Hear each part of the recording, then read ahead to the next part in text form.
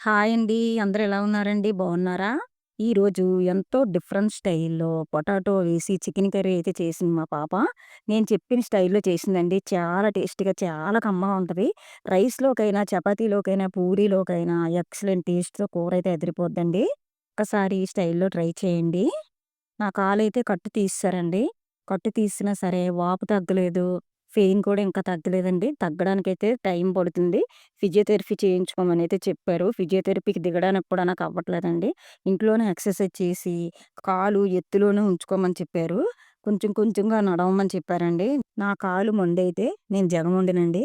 కాస్త కాస్త అలా నడవడానికైతే ట్రై చేస్తున్నాను. అయితే మసాలా ప్రిపేర్ చేసుకోవాలి. ఒక మీడియం సైజ్ ఆనియన్స్‌ని తీసుకోవాలి. ఒక 2 టీ స్పూన్‌లు ధనియాలు, ఒక టీ స్పూన్ జీలకర్రను వేసుకోవాలి. తరువాత పెద్ద టీ స్పూన్‌లు గసాలను కూడా వేసుకోవాలి. స్పైసెస్ ఎక్కువ అవసరం లేదండి. 2 ఇంచీలు దాల్చిన చెక్క ఏసుకుంటే సరిపోతుంది. ఒక 3 ఇంచీలు అల్లం ముక్కను వేసుకోవాలి. ఒక ఎల్లుల్లిపాయ రేఖలు ఒక 5, 6 రెబ్బలైతే ఏసుకుంటే సరిపోతుంది. మొత్తం మెత్తని పేస్ట్‌లా మిక్సీ పట్టేసుకోవాలి. ఇప్పుడు మనం ఉడికించుకున్న బంగాళదుంపని ఇప్పుడు ఇలా ఘాట్ల కింద పెట్టుకోవాలండి. మనము ఇప్పుడు జ్యూస్‌లో వేసిన తర్వాత మొత్తం అంతా జ్యూస్ లోపలికెళ్ళి టేస్ట్ అయితే చాలా బావుంటుంది. ఇలా బంగాళదుంపల్ని ఘాట్లు పెట్టుకొని ఏయించుకోవడం వల్ల. ఇప్పుడు కళాయి పెట్టుకొని ఆయిల్ పోసుకొని, ఆయిలు కాస్త హీట్ అయిన తర్వాత పసుపైతే వేసుకోవాలి. పసుపు వేసుకున్న తర్వాత ఆయిల్ బాగా హీట్ అయిన తరువాత చుట్టూరు కళాయితో అలా తిప్పుకోవాలి. తిప్పిన తర్వాత మనము ఉడికించుకొని ఉంచుకున్న బంగాళదుంపల్ని వేసుకొని, బంగాళదుంపని మంటని మీడియం ఫ్లేమ్‌లో పెట్టుకొని, మొత్తం అన్నీ బ్రౌన్ కలర్ వచ్చేంత వరకు ఏయించుకోవాలి. పొటాటోసు ఎంత బాగా ఏగితే కర్రీ అంత బావుంటుంది. పొటాటోసు లోపల జ్యూసీగా, పైన క్రిస్పీగా మనం తింటున్నప్పుడు చాలా చాలా బావుంటుందండి. ఇలా బేబీ పొటాటోస్‌తో కర్రీ ఎప్పుడైనా మీరిలా చేయకపోతే ట్రై చేయండి. చాలా టేస్టీగా ఉందండి. మేమే పూరితో తిన్నాము. చాలా బావుంది. ఇప్పుడు మనం వేయించుకున్న పొటాటోస్‌ని మొత్తము ప్లేట్‌లోకైతే తీసేసుకోవాలి. మొత్తం పొటాటోస్‌ని తీసేసుకోండి. పొటాటోస్‌ని మొత్తం తీసుకున్న తరువాత మీడియం సైజు 4, 5 ఉల్లిపాయలని సన్నగా ముక్కలుగా కట్ చేసుకోవాలి.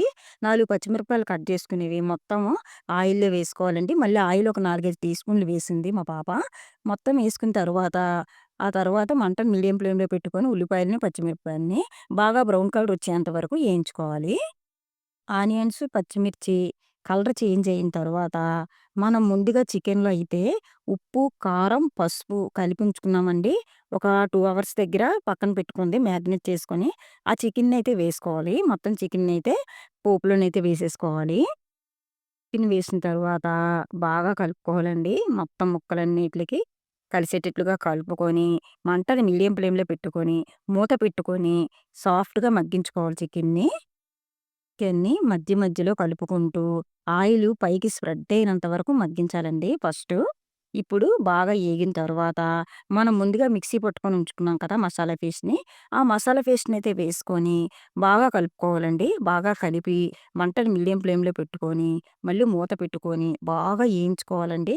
ఆయిలు పైకి స్ప్రెడ్ అయినంత వరకు ఏయించుకుంటేనే చికెన్ బాగా ఏగి మసాలాతో పాటు తినేటప్పుడు చాలా టేస్ట్ అనిపిస్తుందండి చికెను. మొత్తం చికెను బాగా ఏగిన తరువాత, మనం మసాలా వేసుకున్న తర్వాత కొంచెం అదే గిన్నెలో వాటర్ వేసుకొని, ఆ వాటరు ఇంకో 2 గ్లాసుల వరకు వాటర్ పడుతున్నాయండి. వేసుకొని కాస్త బాగా చికెను సాఫ్ట్‌గా ఉడికిన తరువాత, మనం ఏంచుకున్న బంగాళదుంపలున్నాయి కదండీ! బంగాళదుంపలనైతే వేసుకోవాలి. జ్యూస్ లోపలికి వెళ్ళేటట్లుగా మంచిగా అదిమేసి వేసుకోండి బంగాళదుంపల్ని. ఇప్పుడు మనం వేసుకున్న బంగాళదుంపల జ్యూస్ అంతా అబ్జర్వ్ చేసుకొని, టేస్ట్ అయితే చాలా బావుంటదండి. ఒక్కసారి స్టైల్‌లో నన్ను నమ్మి ట్రై చేశారంటే, మీరు మళ్ళీ మళ్ళీ చేస్తారండి. అంత యమ్మీ యమ్మీగా వచ్చింది కర్రీ మాత్రం. పొటాటోస్‌ని వేసిన తరువాత, కాస్త ఉడికిన తరువాత చికెన్ మసాలానైతే వేసుకొని, మళ్ళీ ఒకసారి బాగా కలుపుకొని ఉడికించుకోవాలి. ఫైనల్‌గా అయితే కొంచెం కరివేపాకుని, కొత్తిమీరని కూడా వేసుకోవాలండి. కొత్తిమీరైతే లేదు. నేను వేయట్లేదు. మీకు ఉంటే వేసుకోండి. నా ఛానెల్‌ను లైక్ చేయండి, షేర్ చేయండి, కామెంట్స్ పెట్టండి, సబ్స్క్రైబ్ చేయండి. Thank you for watching.